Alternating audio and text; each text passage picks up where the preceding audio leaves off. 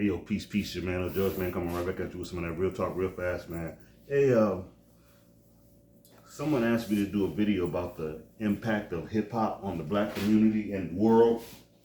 So, I figured I'd go ahead and take a shot at it, you know what I'm saying?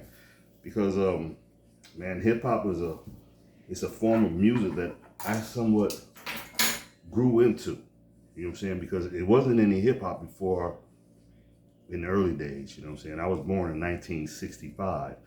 We didn't start getting hip to hip hop till like around like 1970 something, right? The mid 70s or something like that. And what would happen was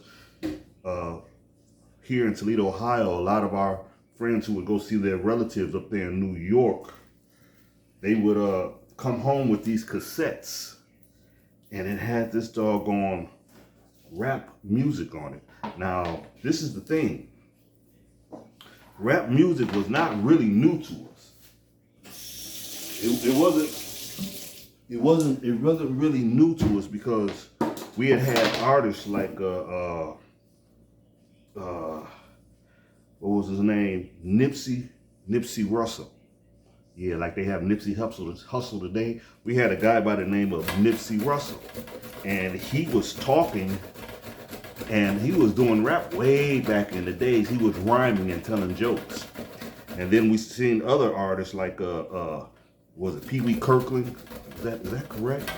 You know what I'm saying? Here Comes the Judge. Yeah, with that. So hip hop, you know, rap has always been in the game. Now, and that's what we called it at first. It was just called rap. Now, as time went by, the artists started coming on, and they started to become more creative with their style of music. Hold on, let me turn on the light. Yeah, they started to get more creative with their style of music because at the same time when they were rapping in New York, you know what I'm saying, us here in Toledo, we were rapping too, but we were rapping to tell jokes. We didn't have enough sense to put the beat behind it. We used to be like, don't walk the dog, drive a hog. Don't mess with Benny because he's too skinny. You know what I'm saying? We used to be like that, and we used to just keep it going. And it was just a joke and play thing. Talk about people's family and all kinds of stuff. But the New Yorkers, they put music to it. So then things changed. They're like, oh shoot. We was like, we ain't know you could do that. So then, you know, because see, the spirit of hip hop, it started long before hip hop, you know what I'm saying? But just to deal with our era, you have to go to James Brown. You know what I'm saying? That was when hip hop really started, you know what I'm saying? Because James Brown, he used to be like, people, you got to get over before we go under. He was rapping way back then. And then the birth of hip hop, when it was really coming in, you had people like Aretha Franklin. She had that song, that song Rocksteady. That was like, man, that was like the beginning. That's when things started to get funky. The funk music really kind of brought hip hop into fruition. You know what I'm saying? And we was all over that at my age because we were just coming out of the disco era.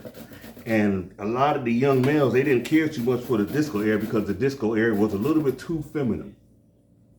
You know what I'm saying? Please don't be offended by that, but it is what it is. It was just a little bit too feminine, and we needed something that was a little bit masculine. So the rap came in, and we fell right on in line with it. So then as time continued, they had a group like, before Grandmaster Flash, we had the Lost Poets. And they were rhyming, and they were sending out a message. But then when Grandmaster Flash came out with the message, that changed everything. They're like, oh no, you mean to tell me that now we can sit back and literally talk about something that's important with this music and get a message across? Things started changing. People started putting in the work. Now, as the people started putting in the work, you had to start studying. So see, now this is when like groups like the 5% Nation up there in New York, and this is when groups like the Ansar Allah community, that's when they came into effect, and they had artists too. Because at that time in New York, a guy by the name of Dr. Malachi Z. York, he had a studio as well. And not only did he have a studio, he was teaching people and giving them doggone supreme math. He was giving them supreme mathematics higher than what we were getting from Noble Drew Ali and from Clarence 13X. You know what I'm saying? He was giving us a whole nother level of knowledge. And man, and those brothers, man, they was spitting it. They was kicking that knowledge out there. You know what I'm saying? They was kicking it. But just like everything else, you know, as we were heading in the right direction with the knowledge and giving people the opportunity to put some party music and knowledge music, as time went by, this thing called reality rap kicked in. It's the early days of Ice-T, right? He was talking about the gangster stuff on the streets, because we started to evolve toward these things. We started to evolve to become drug dealers and gangbangers. And the music kept right on up with it. But this is the thing about the music. Sometimes, how do they say this? Sometimes life imitates art, and sometimes art imitates life. Ice-T started talking about things that the brothers on the street was already doing, and they just wanted to hear the music for it. They just wanted to hear for theme music, you know what I'm saying, to motivate them to continue doing what they were doing. But that, as time went by, the people who didn't know anything about the game, who ain't know nothing about getting that street money, they learned about getting that street money from listening to that music.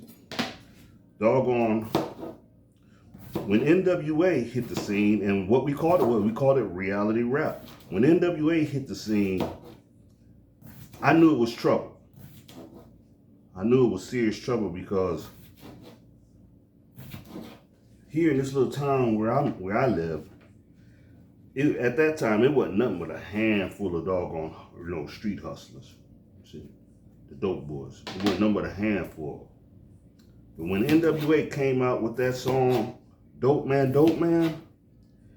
everybody and their mother came out of the woodwork and started selling drugs.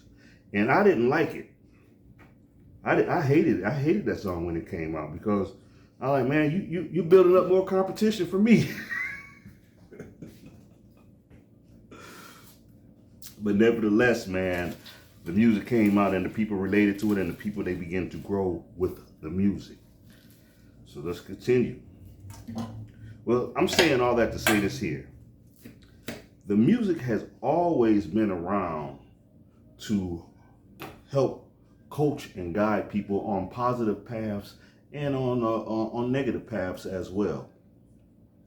But being that hip hop was becoming a very popular music. It was hitting mainstream, and we had Poor Righteous Teachers, we had KRS-One, we had Just Ice, we had a variety of music that went across the whole board. You know what I'm saying? You could listen to some conscious rap, or you can listen to that gangster rap, and then thanks to people like Houdini and LL Cool J and all them brothers, they gave us love music with the doggone hip hop. So you had a variety of music. But here, and what we have today going on is these kids have only one lane of hip hop music that they make, you know, so, or that they're forced to listen to. Because you say, well, you can't force anybody to listen to music. Well, that is true. You can't force anybody to listen to music, but I tell you what, if the only water that you got is a cup of dirty water and you're thirsty, you're going to drink that dirty water. And see, a lot of these kids and the people out here in the world, man, they want music. You know what I'm saying? They want to listen to some music. So all they're doing is they're listening to what they have, what they're available to. Because these kids nowadays, they don't know anything about those artists I just named. You know what I'm saying? If they do, that means they're little gods. But for the most part, most people don't know anything about those true old school artists who used to kick doggone conscious rap and stuff to help build us up as a people. A lot of these kids, they're just stuck on stupid with this drill tip music. And let me tell you something about this drill tip music. Now they got the females doing it, and these young girls think it's cute. You know what I'm saying? They think it's cute. They don't realize that they're heading for a trap. You know what I'm saying? Because the same trap that they use to because really what they listen to is commercial music, where they're trying to sell you on an idea of something, trying to get you to go out and buy something, or trying to tell you how to conduct yourself, or tell you what drinks to buy, and turn you into a weed smoker. You know what I'm saying? These songs aren't nothing but really commercials, and they're basically just they're destroying the masses. But getting back to the women, you guys are falling into the same trap that the young black males fell into back in the days when they started giving us music to influence us to be gangsters and drug dealers. You guys are singing songs that convince young ladies that it's cool to be something they shouldn't be. Put it that way.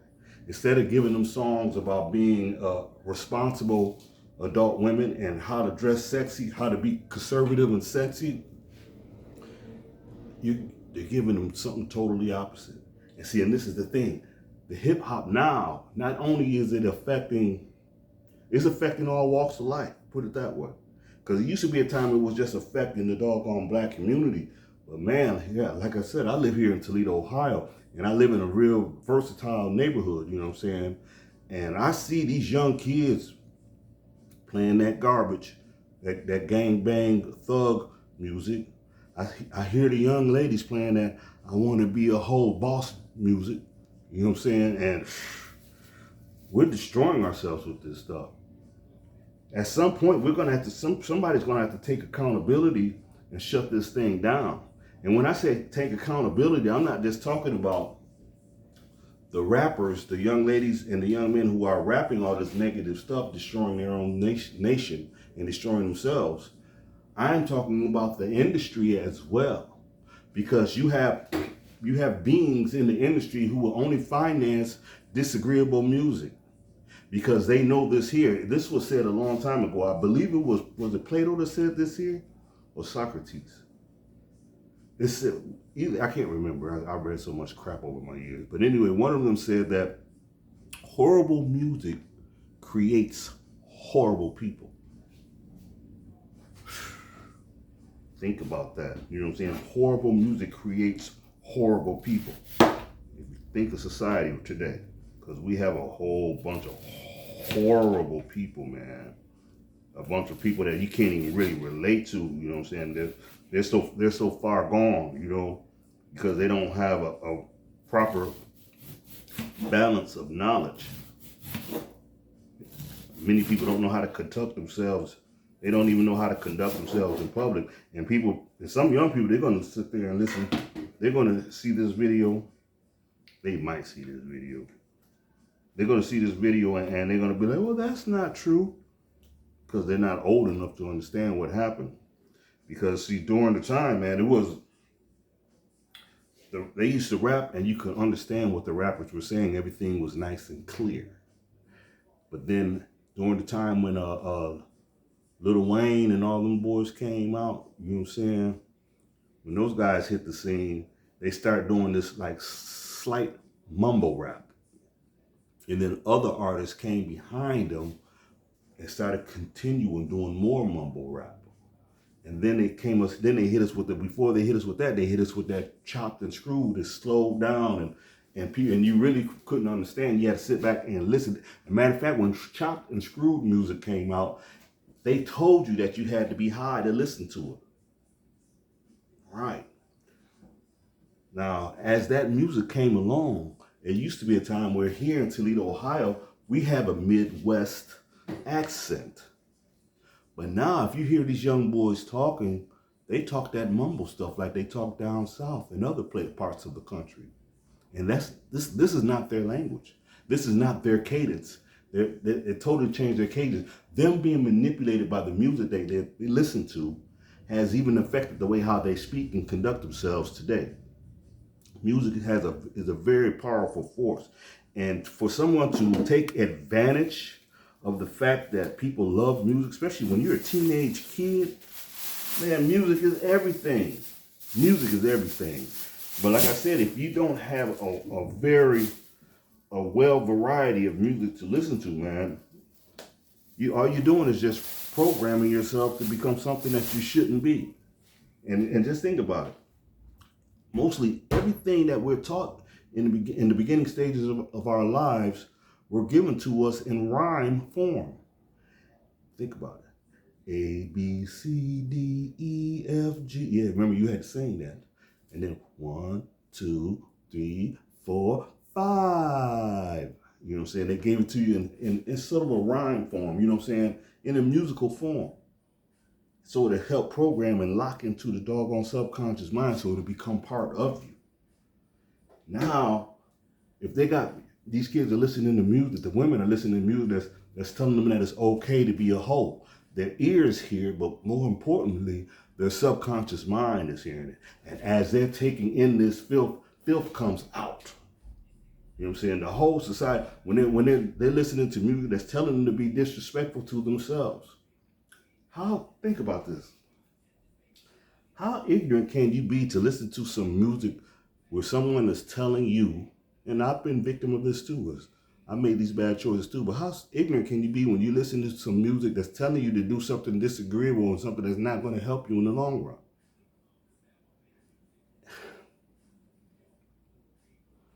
Kids don't know. And many times, adults don't know as well. Many adults, they don't know the effects of music. They don't know the effects of what comes in these portals right here, the eyes, the nose, the mouth, and the ears. They don't know what comes in and goes out, comes right back out into the world. See, a lot of people, they want to point their fingers at the parents and be like, well, you need to be responsible and have your kids and listen to what your kids listen to. Make sure they're not listening to crap. But if the parents doesn't know that music is crap and doesn't know the doggone effects of sound, it's kind of like blaming the doggone wolf for getting caught up in a trap that he didn't know existed. And for us to point the finger at them, be like, well, you get yourself caught in those traps. That's irresponsible on us, on our end. For us not standing up as a people, I'm talking about the people, I'm not talking about black people. For us not standing up as a people and going to the industry and be like, you know what? Now, you can have some of that music, but you're not gonna flood the radios with that type of music all doggone day. You got to give the people a balance. You got to give them both sides of the doggone coins, or all three sides of the coin. When I say all three sides of the coin, I mean the head side, the tail side, and when you stand the corner up on the side, that's the middle path. You got to give them all three sides of the doggone coin. You just can't keep having disagreeable hip hop, you know what I'm saying, and destroying the masses with it, because man has weaponized this thing they call hip hop, and it's completely self-destructive. Hey man, my phone getting ready to ring. One day I'm gonna go live, you know what I'm saying? I'm just practicing right now, but peace and blessings. I'm out.